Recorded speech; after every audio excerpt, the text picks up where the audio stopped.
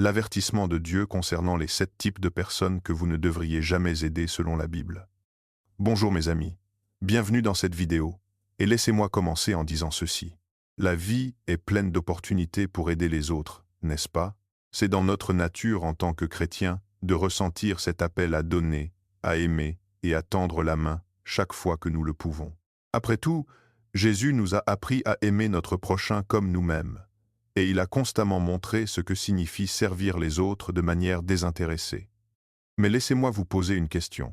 Avez-vous déjà aidé quelqu'un en y mettant tout votre cœur, votre temps et être même votre argent, pour finalement vous sentir utilisé, épuisé ou non apprécié par la suite? Avez-vous eu l'impression que votre gentillesse était considérée comme un dû, ou pire, qu'elle a permis à cette personne de continuer à faire les mauvais choix? Vous n'êtes pas seul. Je suis passé par là aussi. Maintenant, laissez-moi vous révéler cette vérité. Tout le monde n'est pas censé recevoir votre aide. Je sais que cela peut paraître un peu choquant, voire inconfortable, mais c'est biblique. C'est exact. La Bible ne nous apprend pas seulement comment aider les autres. Elle nous enseigne aussi qui nous devrions aider et qui nous ne devrions pas aider. Il y a certaines situations où aider quelqu'un n'est pas une bénédiction pour lui. C'est une pierre d'achoppement. Il y a certains types de personnes que, selon la parole de Dieu, nous devrions réfléchir à 2 fois avant d'aider. Non pas parce que nous manquons d'amour ou de compassion, mais parce que les aider pourrait en fait aller à l'encontre de la volonté de Dieu.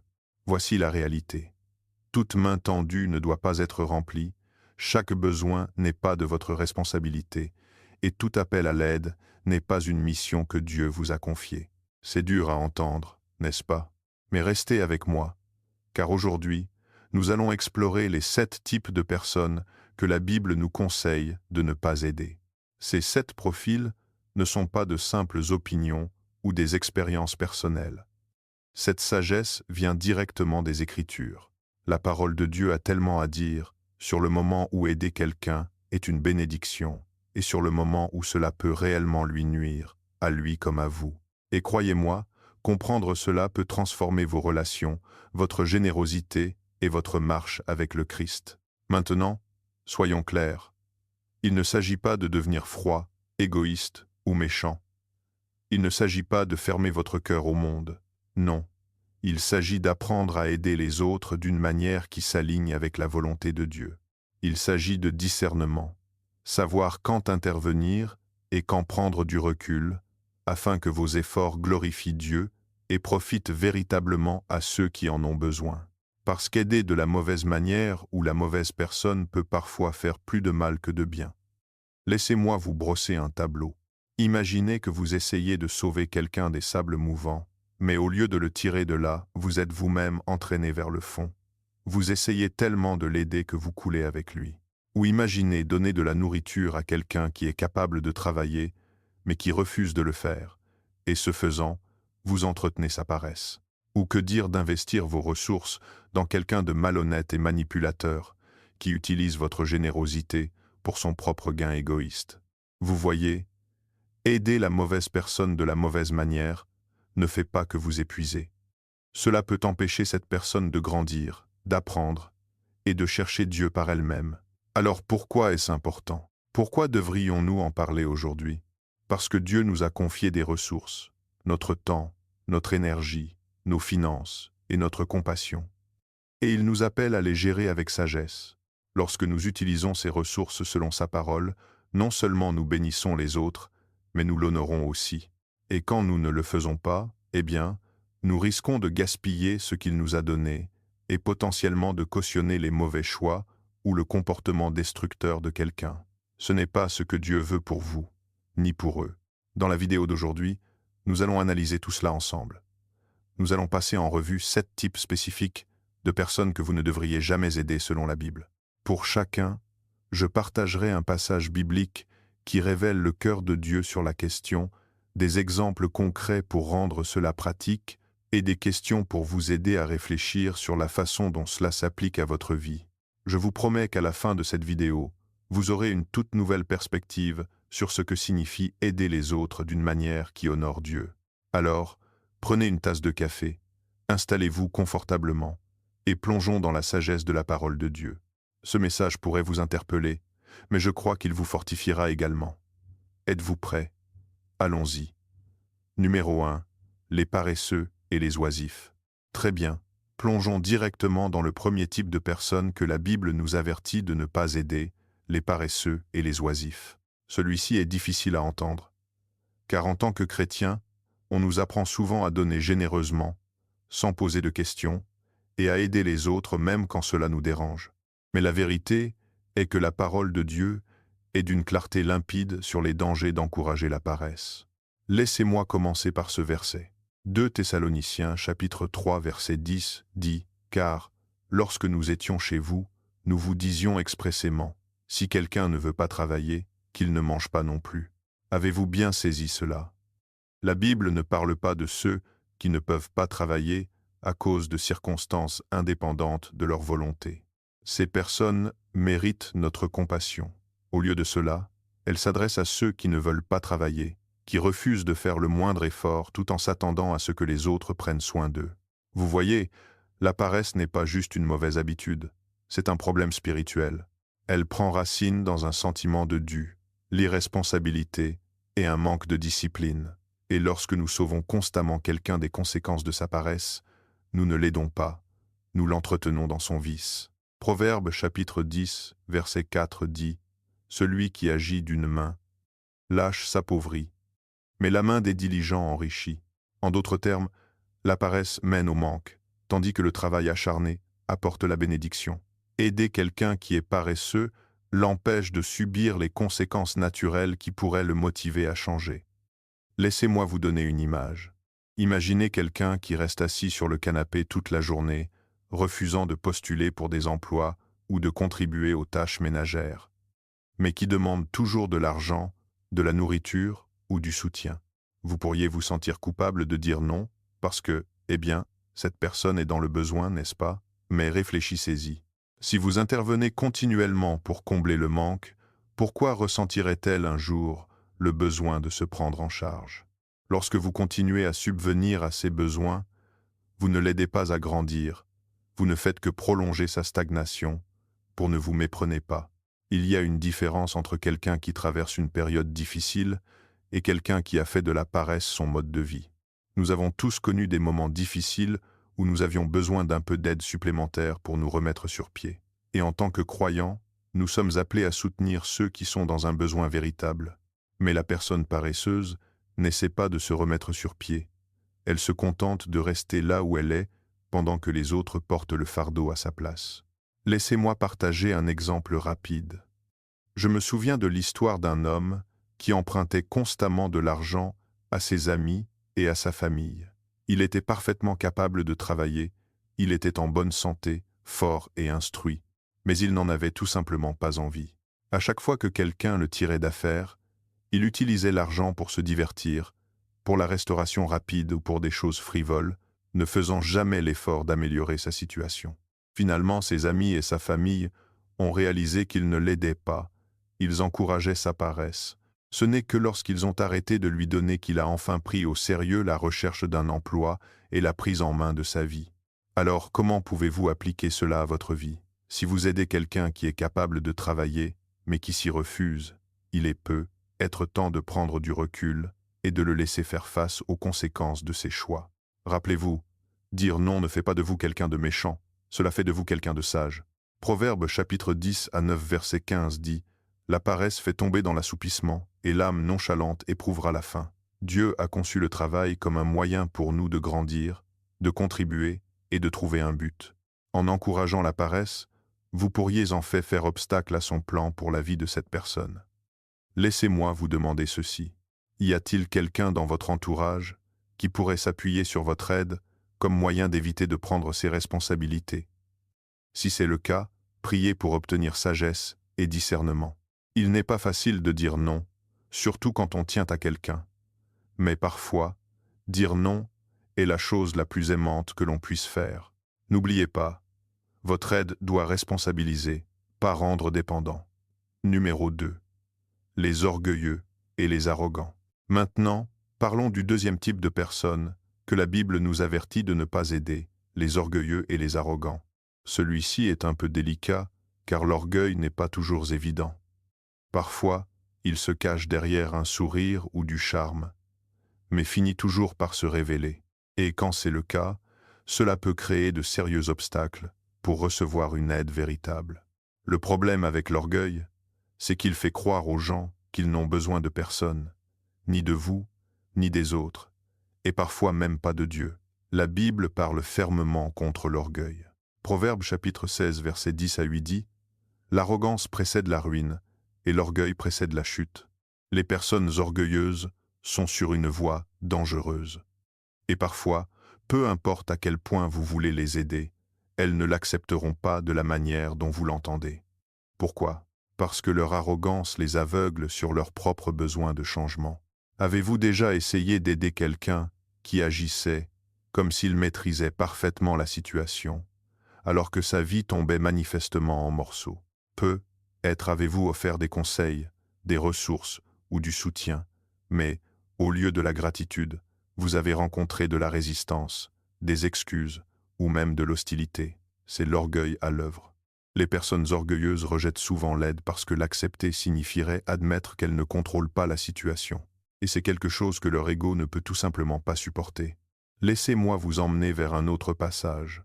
Jacques, chapitre 4, verset 6, dit « Dieu résiste aux orgueilleux, mais il fait grâce aux humbles. » Avez-vous bien entendu? Dieu lui-même s'oppose aux orgueilleux. Si Dieu est contre l'orgueil, pourquoi essaierions-nous de travailler contre lui en aidant quelqu'un qui refuse de s'humilier? Lorsque nous essayons de sauver un orgueilleux, nous pourrions en fait interférer avec les leçons que Dieu essaie de lui enseigner. Pensez-y de cette façon.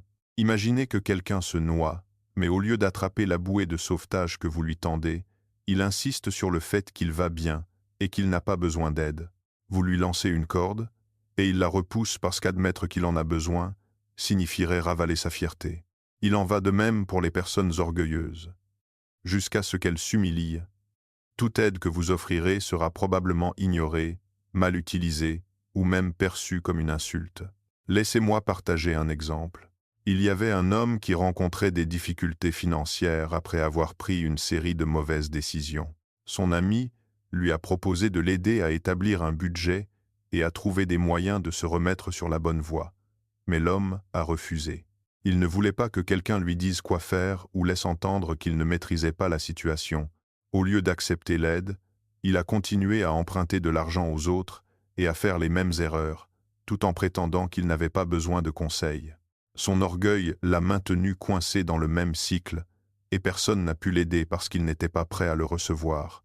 Alors, quelle est la leçon ici? Lorsque l'orgueil de quelqu'un l'empêche d'accepter de l'aide, la meilleure chose que vous puissiez faire est de prier pour cette personne. Priez pour que Dieu adoucisse son cœur et lui ouvre les yeux sur la vérité. Mais ne gaspillez pas votre énergie à essayer d'imposer votre aide à quelqu'un qui refuse de reconnaître qu'il en a besoin. Parfois, la chose la plus aimante que vous puissiez faire est de prendre du recul et de laisser Dieu travailler sur son cœur. Rappelez-vous Proverbe chapitre 11, verset 2. Quand vient l'orgueil, vient aussi l'ignominie. Mais la sagesse est avec les humbles. Voici une question sur laquelle réfléchir. Essayez-vous d'aider quelqu'un qui rejette systématiquement vos efforts à cause de son orgueil? Si c'est le cas, il est peut-être temps de lâcher prise et de faire confiance à Dieu pour l'humilier à sa manière et en son temps. Votre rôle n'est pas de le réparer. Votre rôle est de prier pour lui et d'être là quand il sera prêt à recevoir de l'aide avec un cœur humble. Numéro 3. Les ingrats. Très bien. Passons au troisième type de personnes que vous ne devriez jamais aider, les ingrats. Celui-ci est difficile à avaler car, en tant que chrétiens, nous sommes appelés à donner avec un cœur ouvert, n'est-ce pas? Mais la Bible nous enseigne aussi que la gratitude est le reflet d'un esprit humble et pieux. Lorsque vous aidez quelqu'un qui est ingrat, vous pouvez avoir l'impression de verser de l'eau dans un vase brisé. Il ne se remplit jamais, peu importe la quantité que vous donnez. Laissez-moi vous ramener aux Écritures. Dans Luc, chapitre 10 à 7, versets 11 à 10 à 9, nous trouvons l'histoire de Jésus guérissant 10 lépreux. Imaginez cela. 10 personnes souffrant d'une maladie horrible qui les ostracisait de la société, et en un instant miraculeux, Jésus les purifie. Mais voici la partie choquante. Sur les 10, un seul est revenu pour le remercier. Un seul. Jésus demande même au verset 10 à 7. Les 10 n'ont-ils pas été guéris? Et les 9 autres, où sont-ils? Cette histoire met en lumière quelque chose de profond. Tous ceux qui reçoivent une bénédiction n'ont pas un cœur reconnaissant. L'ingratitude révèle quelque chose de plus profond. C'est un signe de prétention et un manque de reconnaissance pour la grâce de Dieu. Lorsque quelqu'un se montre ingrat pour l'aide que vous lui apportez, cela montre qu'il ne l'apprécie pas à sa juste valeur. Et voici la dure vérité.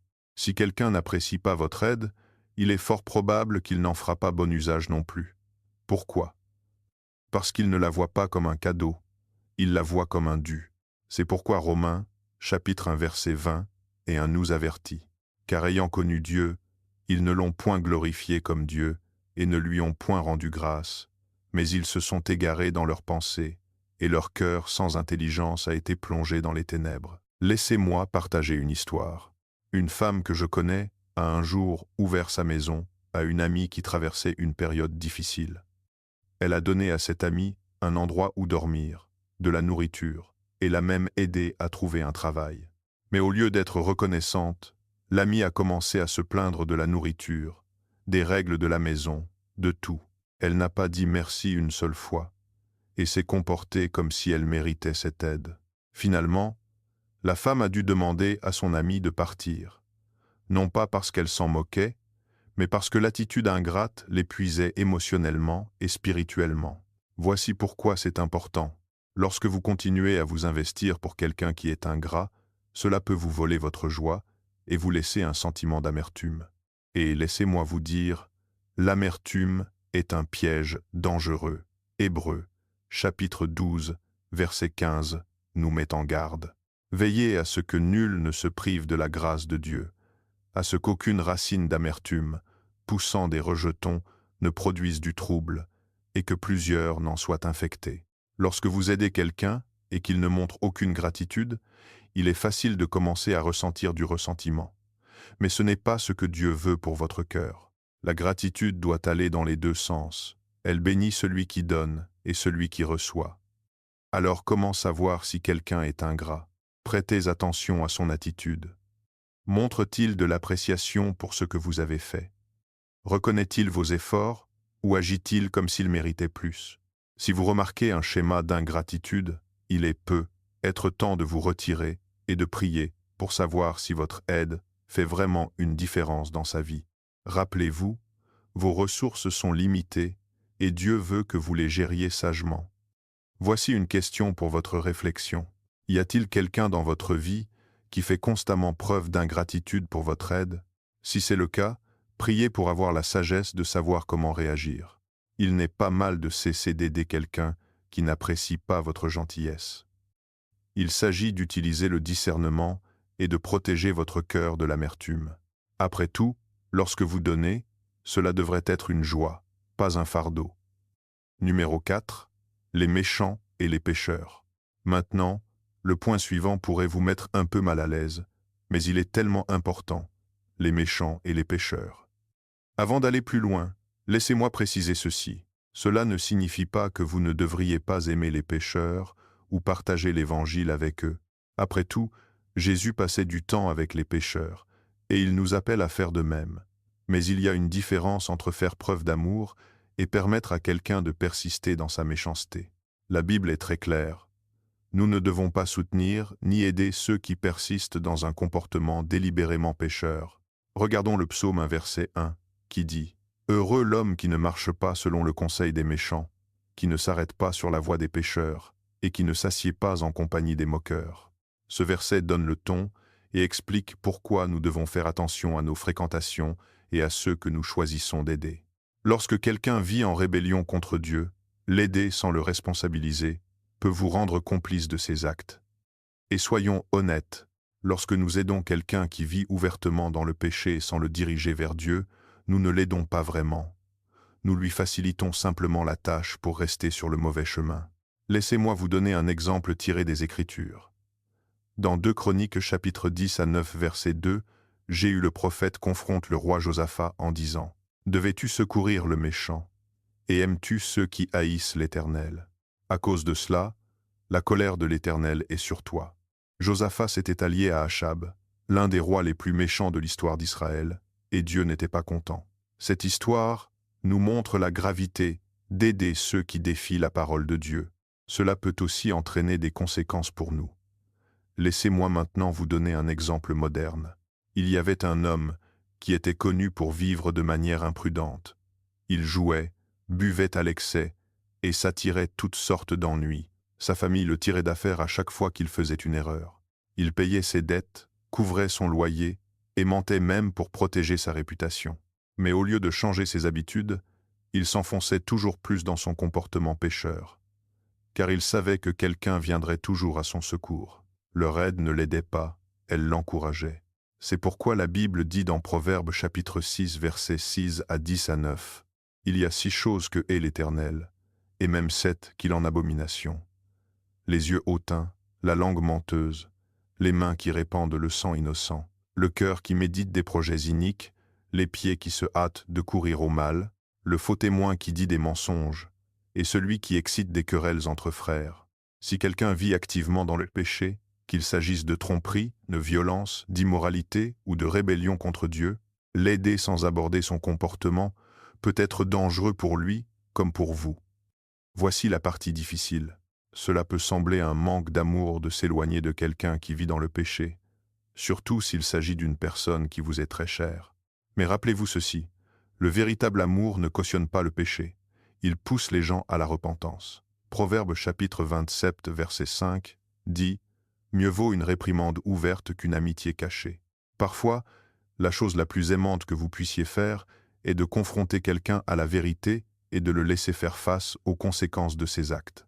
Ce n'est pas du rejet, c'est de l'amour ferme. Voici une question de réflexion pour vous. Y a-t-il quelqu'un dans votre vie qui vit délibérément dans le péché et l'aidez-vous d'une manière qui pourrait encourager son comportement? Si c'est le cas, demandez à Dieu la sagesse et le courage d'aborder la situation. Rappelez-vous, votre but n'est pas de condamner, mais de les guider avec amour vers la repentance. Et s'ils refusent de changer, il est tout à fait acceptable de prendre du recul et de laisser Dieu travailler sur leur cœur. Parfois, s'éloigner est le seul moyen pour que quelqu'un reconnaisse véritablement son besoin de lui. Numéro 5. Les insensés.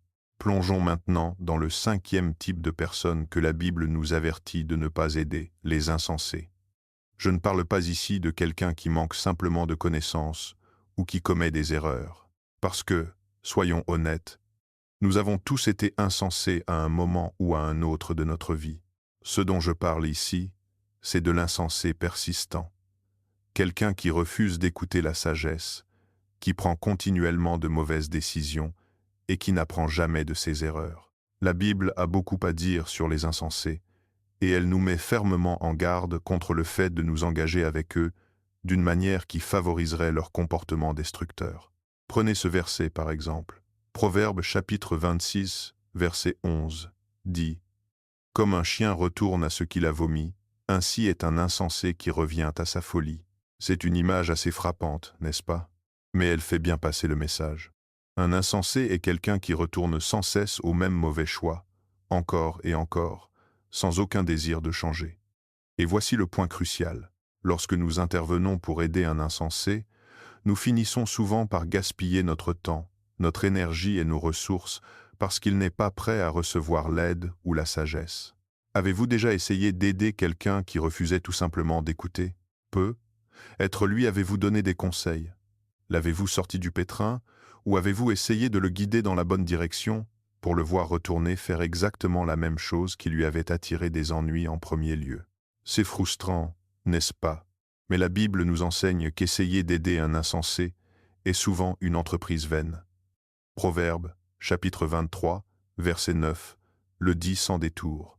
Ne parle pas aux oreilles de l'insensé, car il méprise la sagesse de tes discours. Voici un autre verset puissant. Proverbe chapitre 10 à 7 verset 12 dit « Il vaut mieux rencontrer une ours à qui l'on a ravi ses petits qu'un insensé pendant sa folie. » Si vous avez déjà entendu des histoires sur une ours protégeant ses petits, vous savez à quel point cette situation peut être dangereuse et imprévisible. Et pourtant, La Bible nous dit que traiter avec un insensé est encore pire. Pourquoi? Parce qu'un insensé ne se fait pas seulement du mal à lui-même, il entraîne les autres dans sa chute. Son comportement imprudent peut causer le chaos dans votre vie si vous n'y prenez pas garde. Laissez-moi partager une histoire. Une de mes amies a un jour essayé d'aider son cousin qui prenait constamment de mauvaises décisions. Ce cousin refusait de garder un emploi stable, dépensait tout son argent dans les jeux de hasard et empruntait fréquemment de l'argent aux membres de la famille pour couvrir ses factures. À chaque fois que mon ami intervenait pour l'aider, que ce soit pour payer le loyer, acheter des courses ou offrir des conseils financiers, son cousin gaspillait l'opportunité et se retrouvait à nouveau dans la même situation. Finalement, mon ami a réalisé que son aide n'en était pas une. Elle permettait à son cousin de rester coincé dans ses schémas insensés. Alors, comment savoir si quelqu'un est un insensé? Faites attention aux schémas répétitifs.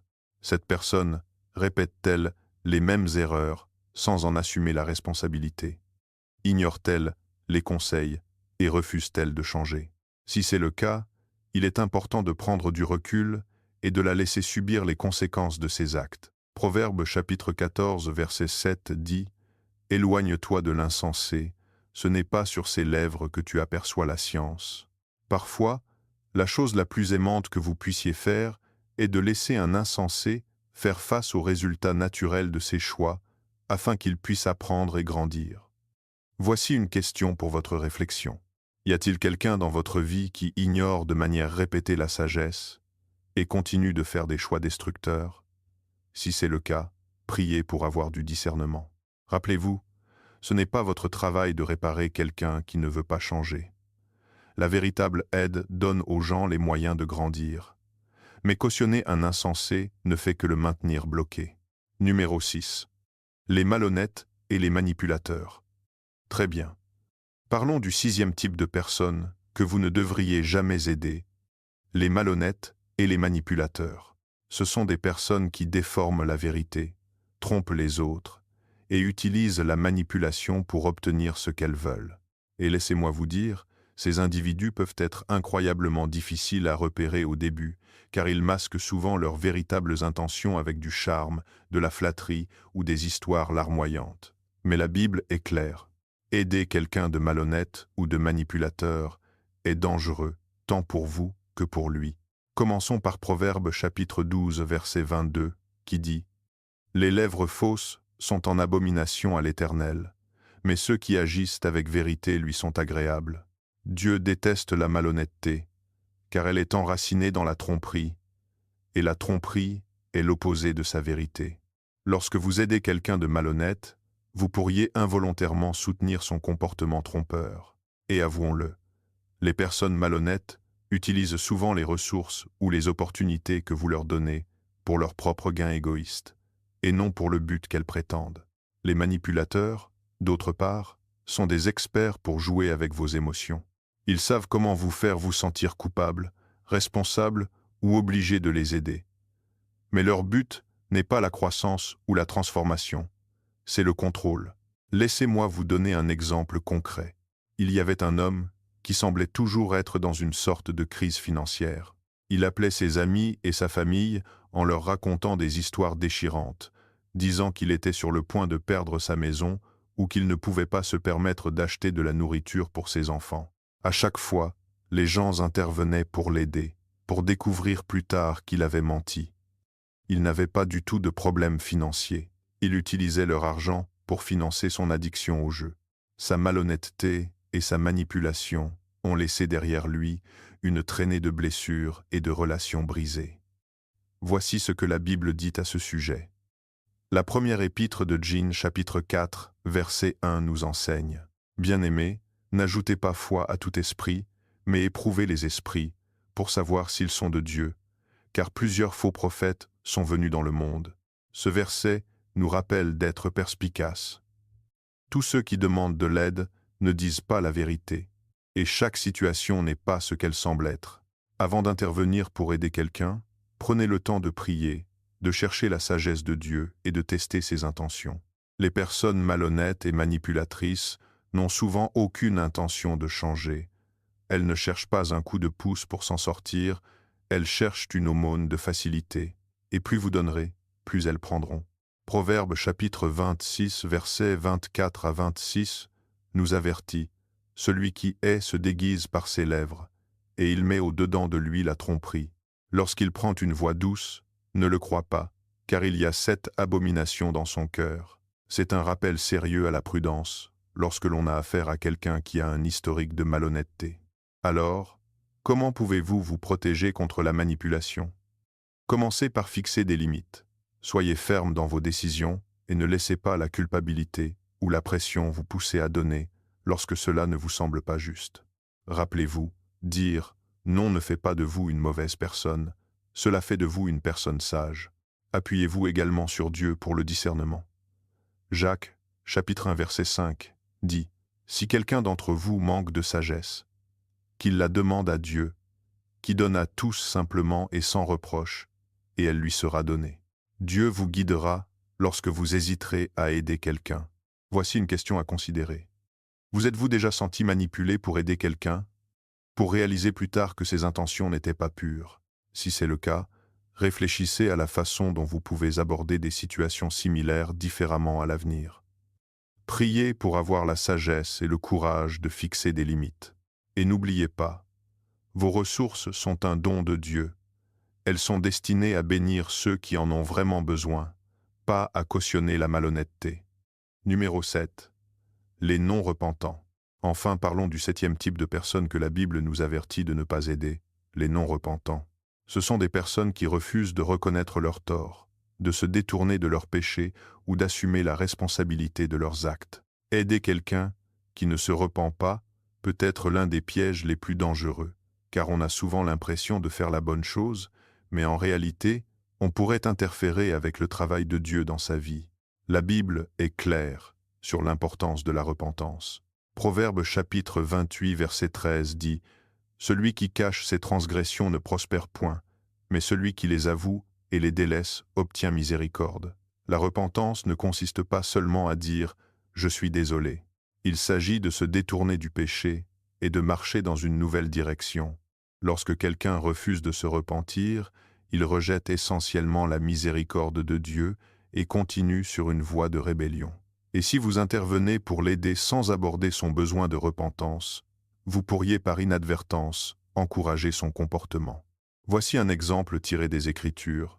Dans Hébreux chapitre 10, verset 26, nous lisons « Car, si nous péchons volontairement après avoir reçu la connaissance de la vérité, il ne reste plus de sacrifice pour les péchés. » Ce verset est un rappel solennel que le péché délibéré et non repenti est une offense grave envers Dieu.